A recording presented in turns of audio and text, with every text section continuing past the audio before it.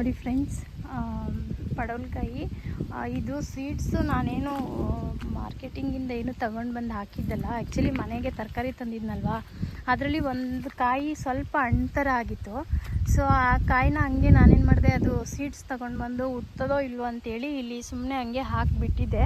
ಅದರಲ್ಲಿ ಇದೊಂದು ಇವಾಗ ಬರ್ತಾಯಿದೆ ಚಿಕ್ಕ ಗಿಡ.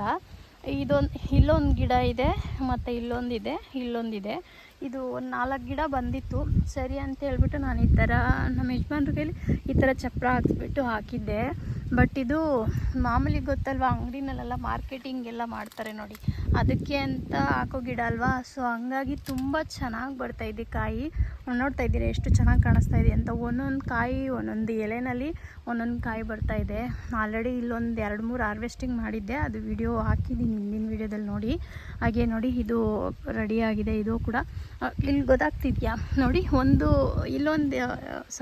ಇಲ್ಲೊಂದು ಎಲೆ ಇದೆ, ಇಲ್ಲಿ ಕಾಯಿ ಇದೆ. ಹಾಗೆ ಇಲ್ಲೊಂದು ಕಾಯಿ ಇದೆ, ಮತ್ತು ಎಲೆ, ಇಲ್ಲಿ ಒಂದು ಕಾಯಿ. ಆ ಥರ ತುಂಬ ಚೆನ್ನಾಗಿ ಬರ್ತಾಯಿದೆ. ನಾನು ನಿಜವಾಗ್ಲೂ ಇಮ್ಯಾಜ್ ಕೂಡ ಮಾಡಿರಲಿಲ್ಲ ಈ ಥರ ಕಾಯಿ ಬರುತ್ತೆ ಅಂಥೇಳಿ.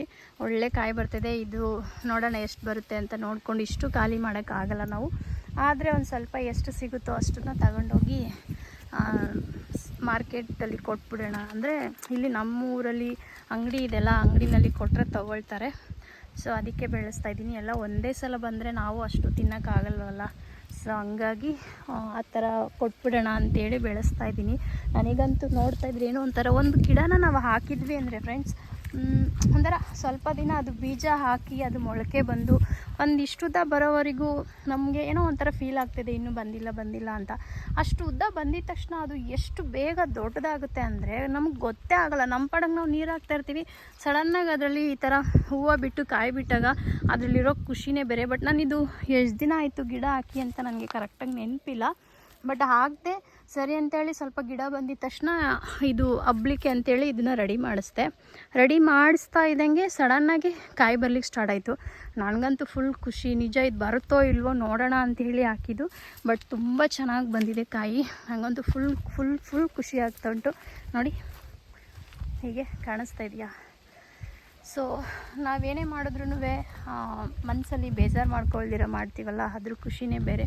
ಹಾಗೆ ನೋಡಿದ್ರಲ್ಲ, ನಾನು ಒಂದು 2 ತಿಂಗಳು ಶ್ರಮ ಪಟ್ಟಿರ್ಬೋದು. ಶ್ರಮ ಅಂತೇನಿಲ್ಲ, ಒಂದು ಗಿಡ ಹಾಕಿದ ಮೇಲೆ ಅದಕ್ಕೆ ನೀರು ಹಾಕೋದು ಕಾಮನ್ನಾಗೆ. ಹಂಗೆ ನೀರು ಹಾಕ್ತಾ ಬಂದೆ. ನೋಡಿದ್ರೆ ಅದು ಇಷ್ಟು ಚೆನ್ನಾಗಿ ನನಗೆ ಕಾಯಿ ಕೊಡ್ತಿದೆ. ನನಗಂತೂ ಫುಲ್ ಖುಷಿ ಆಗ್ತಾ ಉಂಟು. ನೋಡಿದ್ರಲ್ಲ ಎಷ್ಟು ಚೆನ್ನಾಗಿದೆ ಅಂತ. ಸೊ ಅದಕ್ಕೆ ಇವತ್ತು ನನ್ನ ಫಾಲೋವರ್ಸ್ಗೆ ಹಾಗೆ ನನ್ನ ವ್ಯೂವರ್ಸ್ಗೆ ಇದನ್ನು ತೋರಿಸ್ಬೇಕು ಅಂತ ಅನ್ನಿಸ್ತು. ಸೊ ಹಾಗಾಗಿ ಇವತ್ತು ಇದು ವಿಡಿಯೋನ ಮಾಡ್ತಿದ್ದೀನಿ.